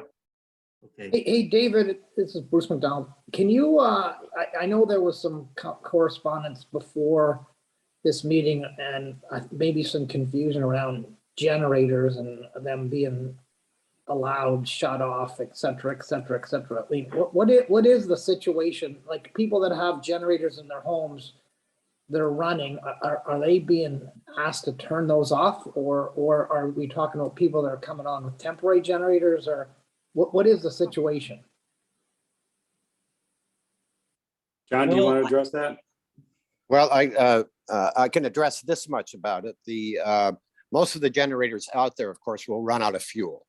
And that will stop them from running. The chief related to me a generator that they found running on a home out there that had the fuel leaking and the way it was going. They shut that generator down. If they hadn't, it very possibly could have turned into a catastrophic fire with that house and anything around it. Well, don't we know that the fire department does not want generators running? They would I think prefer they at this prefer them point. not to run for that reason right Yes. there. Okay, Yes. well, I remember getting an email, I think it might have been yesterday, from Sandy Stillwell, one of our panel members who has apparently not been able to attend. You know, she owns businesses, Captiva, and she does have a generator and she's trying to run it to, you know, deify, you know, and she's told not to run her generator. Again, even though I was on the island yesterday, this is one of the reasons for our better communication, so we can have the fire Yeah. chief here who's on the ground and as people on the ground can better answer those questions. But Right. generally speaking, as a previous fire chief, until we have water in those fire hydrants, it's so much more dangerous. The most simple things are very dangerous out there. And running an unattended generator is one of them, and all the fuel, et cetera. So that's the best I can answer. And I can't give you a definitive answer as to exactly what the fire department's doing with any generators that they come that are running. Right. When I again speak to Jeff directly, the fire chief, I will ask him Okay. just what the We're status gonna of need that John, is. we're gonna need a policy from the fire department on Yeah. people using generators, whether they be their home generators or whether or not they might want to bring if they have some means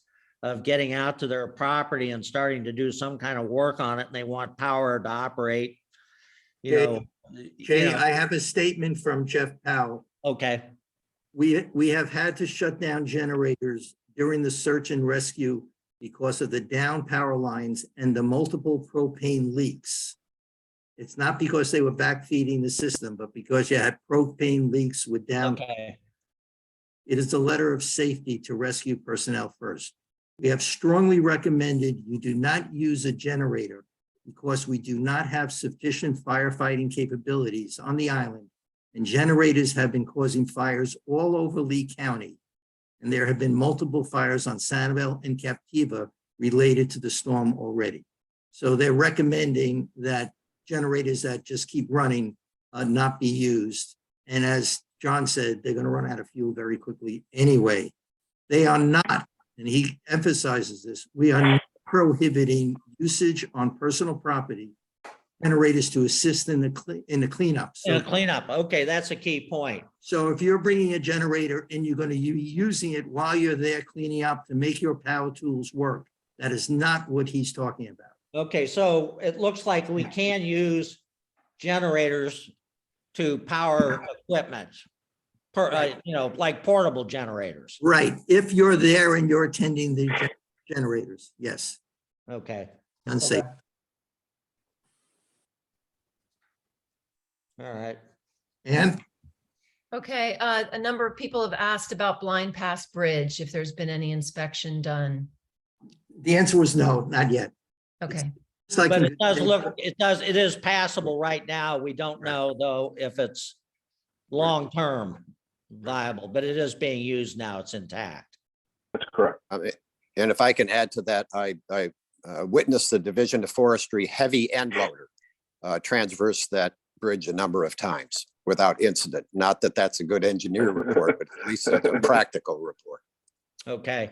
David, I have to excuse myself for about 5 minutes. Run the meeting for me. sure, my pleasure. Go ahead, Ann. are power and water dependent on the bridge being restored, or is that infrastructure separate? Can someone give us a sense of what restoration might look like? I can tell you, Bob and I could probably tell you a little bit. It may not be contingent on each other. Water can be restored, will be restored before the bridge is complete. Power hopefully will be restored before the bridge is complete. They're talking about a year for the completion of the bridge, but as Kevin Ruane said, we don't know for sure. They're still doing engineering inspections. So I think our hope is to get water running as quickly as possible to make it good for the fire department. Electric, we're going to try to get that. They're saying 4 weeks or more, but hopefully it's not 6 months. The bridge is going to be a year. So as I said earlier, we're going to have to learn how to live like North Cap lived, with barges and ferries. And we can do it. We can do it. We can absolutely do it. And frankly, if that bridge is back in a year, I will be absolutely thrilled and surprised. It was an amazing amount of damage, in my opinion. Okay. Ann, please keep going, Ann. Yeah, let's see, roof tarping. People want to know where they can go to for updated information. Well, there's information all over the internet. What the panel has been doing is trying to provide information through what's called MailChimp to everybody. So when the fire department puts out a memo, Jeff Brown gets it to us. The panel puts it out to about 1,000 recipients that are signed up from Captiva. We've been doing that over the last 2 or 3 or 4 days, and everybody, I think, has been receiving that. We have another panel meeting now, a regular panel meeting scheduled for October 11th at 9 a.m. And we will obviously focus primarily on the hurricane issues, so people can feel free to join the panel meeting. And on October 11th, we will make sure we get out a notice and a link so that you will see it. Any other important information, we are taking it upon ourselves as a panel. Again, we don't have authority, but we certainly have the obligation to get out information if we can. And we're going to get out information to you as quickly as possible. And Well, I will I tell think you from a South Seas perspective, we with our presidents of the HOAs, we're doing a update call every Monday, Wednesday, and Friday internally. And anything that's updated on that or any changes from previous, I am sharing with the panel and posting it. So we're all in this together. So whatever we know, we're telling everybody, and hopefully what everybody else knows, they're telling us. And together we'll get through this. Yeah, and you can go to the panel website and sign up to make sure that you're getting information directly from the panel. That's the Captiva Community Panel. And Mike Mullins wants to make people aware of the website captivastormready.com that Beth Oden has voluntarily developed as a working site and repository of Captiva info. So that's captivastormready.com. And David, I think at our meeting next week, we can also talk about if we need to meet more frequently. Well, Yes. I was going to bring that up right now, is do we need to be having meetings? Yes, more frequently for the both the public and us. Okay, we will, that is certainly, we will take that all under advisement, and we will. Yeah, it would make sense to me. I haven't thought this through yet, but maybe we try to have a weekly or bi-weekly update meeting that people can plug into. Right now, the way communication is, this is going to be our residents' best source probably of getting information specific to Captiva. We'll have a meeting on October 11th. That's already scheduled and noticed. And then we can decide if we hold a meeting on a weekly basis after that. It makes perfect sense, Jay. Okay. A number of people are asking if there will be a coordinated effort for contractors to make repairs and do things like putting up tarps and that kind of thing. So I know that's something that you've discussed, Bob, and that you're talking about, but it's something that's come up in quite a few of the questions, people understanding that either they're not nearby or they understand that it needs, there need to be less people traveling to and fro. So that's something people are interested in. And also people are asking about a satellite phone to give to the fire chief. Or Yes. Yeah, I've heard that. Starlink setup. also. Yeah, I would trust the fire department probably knows their best opportunities for how to get communications. That's at one of the items at the top of our list. Okay. We're talking with the Emergency Operations Center to try and get better cell service, or temporary cell tower out on Captiva, or a Starlink phone one of those Starlink phones that Elon Musk sent to Lee County. Okay. Yeah, we are also, as a resort, reaching out that where the Starlink. Yeah, I think Captiva definitely needs better communication. Hey, Jay, I think, given the issue around the bridge and Kevin's comment about they're gonna have a plan in 2 days, I think that's an important communication to get out to people once we learn what that is. And so Yeah. I don't know if that's a you or David or Bob that's gonna sort of be the first to know on that, but that's obviously something I think people are very anxious to learn. Right. I think that we should, it's probably going to be, David is our primary contact, has been, our interface with Lee County government. Okay. And Bob Walter has, his role as representative of the emergency management effort to Captiva. So it's probably going to be one of them that knows first. But I think as we get important pieces of information, we can just do bulletins to our entire email list and not wait just to hold a meeting to, Right. to release such information. Yeah, and the other question was if there's going to be some sort of consortium or coordination of contractors. That was the question I was asking. I think the answer to that is we don't know yet. We don't, yes. Going to take place, or what our needs will be and what will be possible. I think that's something that's on Bob's list, but we couldn't get to it yet. Right. And other questions that? Yes. Someone asked if the water's turned back on. Is there a concern that pipes with the homes that have been broken and water will just be pouring out into the houses? No, there's no water flow, now to the, No, So when the water is turned back on? I don't know the answer to, does anybody have any ideas about that? I think It's an inherent risk, but hopefully by the time it gets turned back on, I don't know. I gotta be honest, I'm not gonna speculate. Well, the other thing is maybe we need to, a lot of the homes have external shutoff valves, at least in my neighborhood, they do. Again, this is something that we don't have anybody to do right now, but perhaps we can figure out a way to go around and try turning off the water into homes of people who would like us to try doing that. I don't know. Again, that's going to be probably, That's part down of the the road. emergency response, function that's going to, I don't know if that'll be the fire department winds up doing something like that. I don't know. I think we should probably put it on the list. yeah, I think Island Water, Bob, Bob Walter, if there's some communication you could have with Island Water about that, that's a very good question. And it just doesn't apply to pipes in people's houses, but it'll apply to irrigation systems. Some people have irrigation systems that when you turn on the water may be broken. Obviously, they're outside and water may be flowing. And I know Island Water has the ability under normal circumstances to find these leaks and can address it, but they may not be able to do it under the current circumstances.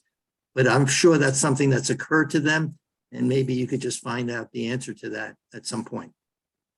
Okay. Very good question, very good question. All right, I'll follow up. Okay, Does Sanibel have to get power restored in order for Captiva to get power? The way I understand the power grid now, yes, our power has to come through Captiva first. It would Sanibel. hopefully- or Sanibel first, sorry. Maybe there's a way that we could get power directly without coming through Sanibel, but as far as I know, that capability does not exist at the current time. So you'd have to be able to get power running through Sanibel to get to Captiva is the way I understand, how it works now. But that question has been posed directly to. Yes. me. And, yes, we want to know the answer to that question because Okay. us to come to Captiva directly, we want to get it. Yes.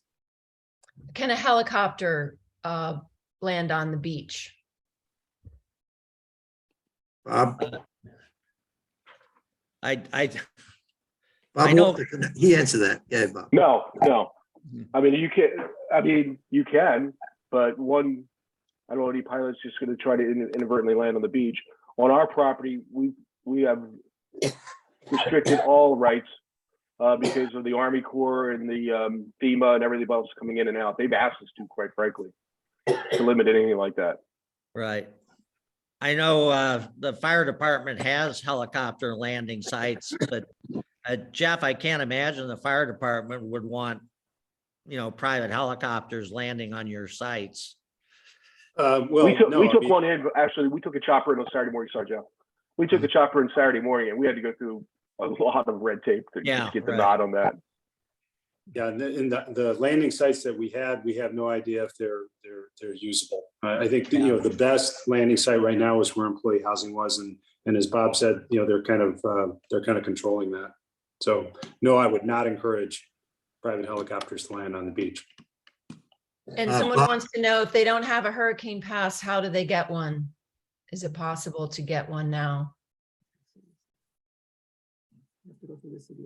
That would be a post-hurricane pass. Well, there are issues from City of Sanibel because they were causeway related. So that'd be a question to them, but I gotta be honest with you, that's not gonna be high on their priority list. Yeah. Well, Well, I'm well- sure people, if But you don't, listen, if you own out there and you want to get to your house, once we get to that stage, we will get you out there. Yeah. We're not going to say, hey, you bought your house 6 months ago and you didn't have a pass, but I know you live there. We're gonna let you out. We'll figure it out. I would assume if you can have some kind of proof of residency, you can get on the island when it's safe, Yeah, our goal is not to limit owners' access. Our goal is to try to keep criminals out. Yes. So, Bob I'm- Walter, hold on a second. Mike Boris has just texted me. He has relationship with Island Water. He will check on the question about water running once you turn it back on. And he will also check to see how much they can pump water without electricity. He's one of the same person I was going to, and he's on the board. So thank you. And he's Mike. on the board. So, on the bond. so he's the Captiva representative. So you touch base with him. He's going to follow up. Yep. No. Thank you, So- Mike. I'm getting texts into me about people who are willing to volunteer and that Sanibel is keeping lists of these people and that there are people who have skills such they can go around and turn off water and things like that. What do we want to do about that? Do we want to keep lists of people at this point in time as Sanibel is? Do we want to ignore this? What do we want to do? Linda, I've just been advised that the CCA, the Captiva Civic Association, is willing to put together a volunteer list for people. Okay. So they will get out information and they will collect the names of volunteers. And then when we have volunteers to do, they will have it already collected. So instead of, if you're a Captiva person and you want to volunteer for Captiva, the CCA will send something out and make that process available. Okay, and let's send is it there, out. is there an address we could give people now to contact CCA? Well, why don't we send it out through the panel information because Okay, we good. want to keep Yes, using the panel communication as sort of our official communication, okay? we will do that and CCA will do that. as a part to that, some people have asked if there could be a list of verifiable contractors and vendors if they don't know of anyone. And so we could have a list of people that we know about. So that might be a piece of that Well, I think what we need here is a plan on what to do with contractors that we should sit around and talk about and figure out how, if we want to do anything as a group. I think a list is good, but Yeah. Well, Jay? you yeah, can- I don't know. I mean, I don't know how the panel can verify, who's a good contractor versus who's not a good contractor. I mean, we could certainly have a list of contractors, if people wanted to send in, names so that people were aware that they're out there, but I can't imagine, contractors are gonna be, hard to get, and people, who have relationships with existing contractors are just gonna be contacting their own contractor. As they have some kind of ability to start, remediating their homes. Yeah, I think we needed sort of as an issue that we have to think through. a Yeah, little bit. that's okay, good. Okay, and just keep it on our list. Also, from Mike Mullins, was this Mike Mullins? Yes. People want to make donations. Can we accept them into the panel? He will help start by donating. Well, Mike, you told me, so I'm telling everybody else, $10,000 for expressly Ian related issues. So should we be setting up something with the panel? He said, okay, that I said all of that. So I think that's another issue we need to put on the list. Yeah, And- but I think generally though, I don't know if the panel can receive donations intended for other uses other than to support the panel itself. Can So the panel that's do something- anything? I'm I mean, sorry? What can we, are we going to have costs associated with this, or would we have a way to disperse it as needed? Do we Do you have- pass a special resolution based on the circumstances? I didn't hear the question because I The was, question is can the panel receive donations? yes, Yeah. That there- Well, we that- can receive donations to support our organization, but I think the question is donations to support a, Captiva recovery effort. I think there's ways in which we can, as a nonprofit, can receive funds But to disperse to other organizations? and expend them for other nonprofit purposes. The answer to that is probably yes. And after the call, we can talk about setting up some segregated accounts for that and ways in which we can think about doing that. But the answer, And Mike the answer- says we've done it before. yes, Okay. there's no question we can do that. That is correct. Okay, so we should do something to set that up. That's Yep. another one of our action items. Yep. I expect these to flow to other people besides David and Jay. Oh, yeah, we're gonna give them all to Bruce McDonald. He's right in the middle of the. Yeah. Okay. And other questions, anything? Yes, they keep coming in. And I feel like there's a lot of redundancy. There's a lot of things Yeah, about. we don't want parks. redundancy. Do your I know, best but to it's try hard. to- It's- Yes, Yeah, I I understand understand. that. I understand that. I'm just trying, basically, this is for the people who are writing in to say that we may not be able to answer a lot of these questions today. We're asking you to sign up for updates on captivacommunitypanel.com so you can get the email updates. Linda is trying to look, it will be looking into tarps and that whole issue. There's a lot of talk about the tarps. Will the panel be looking at long-term improvements like sewer lines at this time? I don't know if there's a way, David, for us to save some of these questions and go through them and discuss them at the next meeting. Is Yeah, there a well, I way you guess- can preserve questions, Ann, that you've received on this, or will they just all disappear? I don't know. I have to ask Ken that question. Okay, Yeah, No, I, no, I no. think we can, questions that you think we can answer that haven't already been addressed. Maybe you can ask those. We can't go on much longer on this call. I think that questions that we can't answer, and I think our community will understand that we can't answer, we will collect them. And then we have a panel meeting on the 11th, and we can talk about how we're going to address those questions we can't answer. And maybe some of those questions we can't answer we can't answer them because we haven't thought about these issues and we should be thinking about them. So We shall, sorry, David. yeah, I think we should just divide them into two categories, those that you think we can answer now and those that we should just put off until October 11th. Okay, well, I think once- Go ahead. I think it's important to get the recording of this on our site as soon as possible. Yes. Yes. And once the Ken is back and things like that, perhaps we can put up a Q&A section on our website, so we can start putting those up and answering people's questions. When does anybody know when Ken is going to return? Thursday. Thursday. Okay. For those that don't know, when we meet, Ken is our panel administrator. And he is the person that runs these meetings and understands all the technology and everything associated with it. David Mintz and Ann Brady have done a yeoman's job trying to understand the technical factors of, conducting a Zoom meeting like this involving our entire community. They're doing the best they can. And I think you guys have done a remarkable job to pinch hit for Ken, but it'll probably be good when he's returned and we have his ability to do this. Yeah, Ann did it all. I was in panic mode all morning. Okay.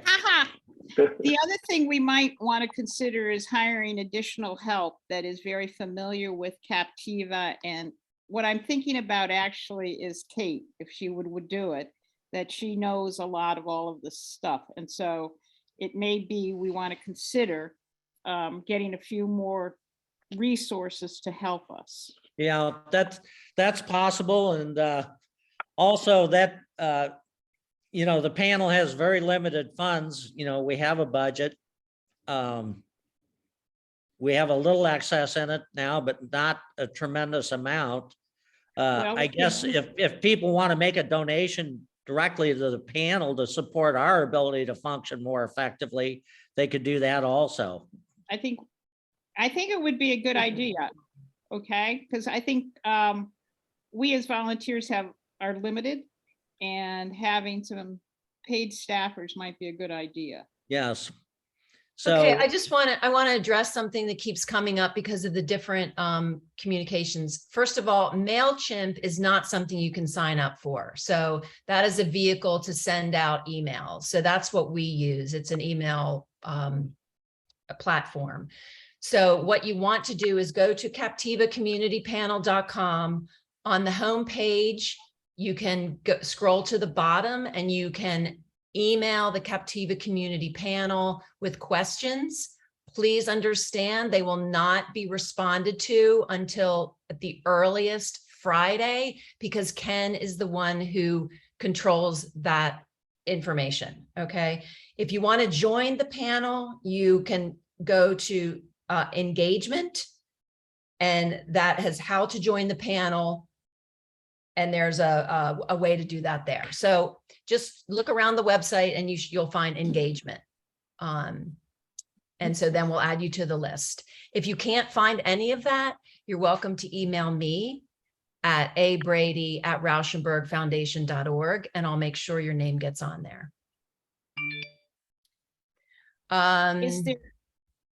Is there anything we need the CEPD to start doing?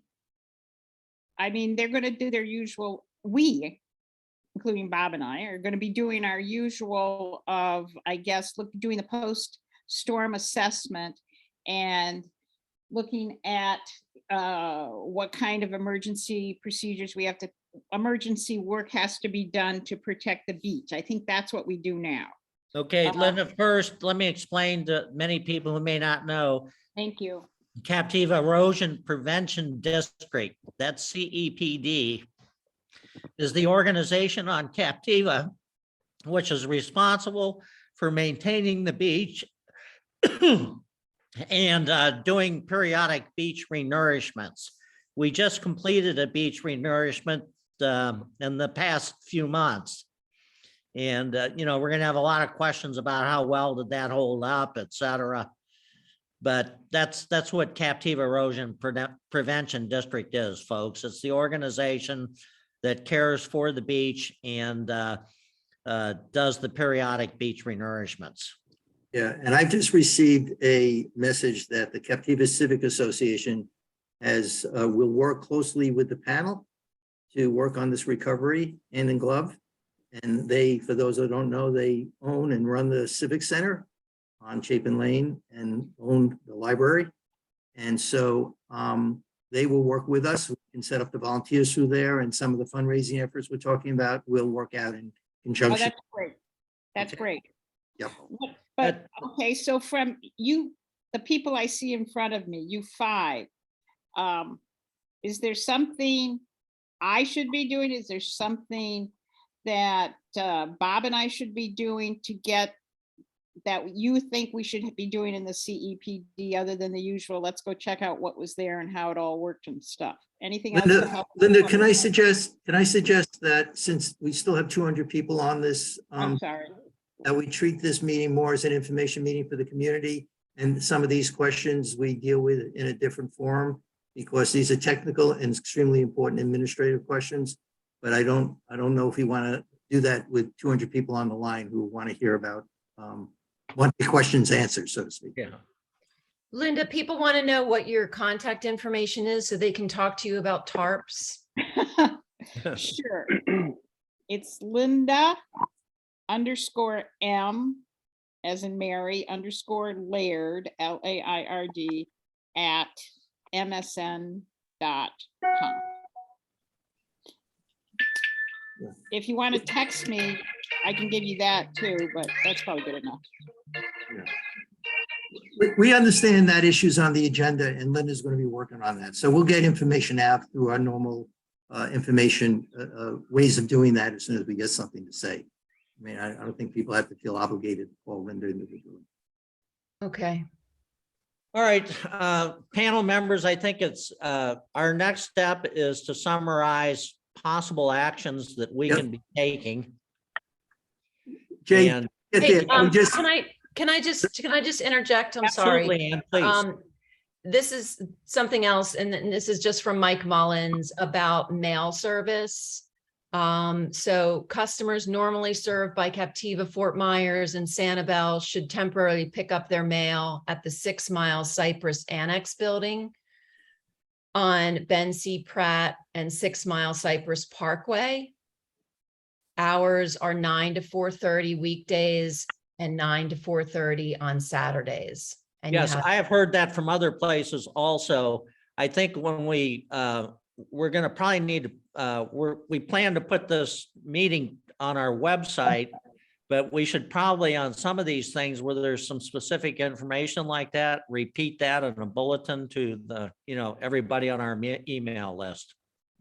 Because that's a very important point. That's how you get your mail. You go to that 6 Mile Cypress area. That's where I understand all the mail's going now.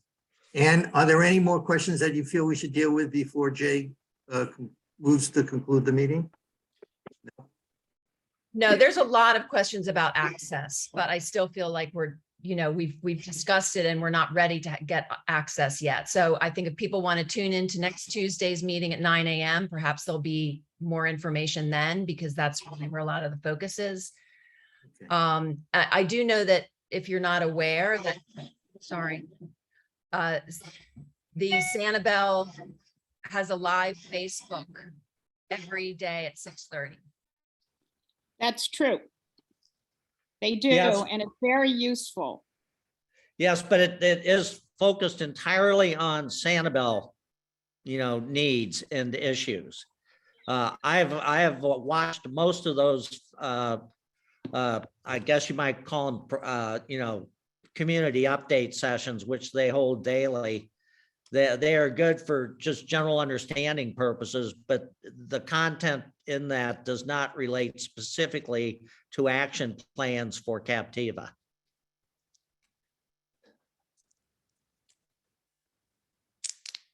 Okay, Jay, you're on. Okay, I would conclude by saying that relative to other communities in this area, we have fared, very well. The vast majority of our homes are standing and are intact, which is good. So that means the vast majority of us, will at least have standing structures, which is far better than a lot of other people have. My guess is that our major problem is probably going to be, water controlling mold, down the road. And people are probably gonna be faced with a lot of interior renovation of their interiors, when they're allowed to return, to the island. But, thank God, most of our structures are standing and intact. So, that's all fortunate. I think a key point that Kevin raised is they are developing Captiva specific plans for us. But I think we all need to have patience and recognize that the other impacted areas, the vast majority of the impacted areas in Lee County have far worse problems than we have. And so we're going to have, patience, and understanding, what all the recovery plans are going to be and how we're going to go about it, and so forth. So I guess that's, and we're going to try to use the panel as a key conveyor of information, to our community. We will have a meeting on October 11th, which is a little bit a week off from now. So that'll be our next meeting.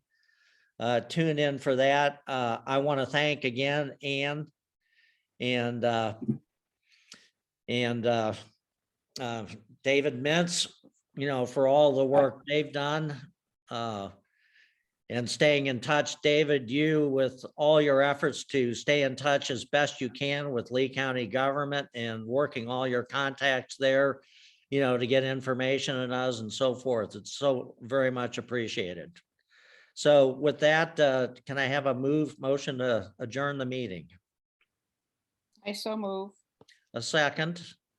Seconded. All right, we will see everybody again on October 11th. Thank you all. Bye. Thank you, Jay. Thank you. Jay. Thanks, everybody.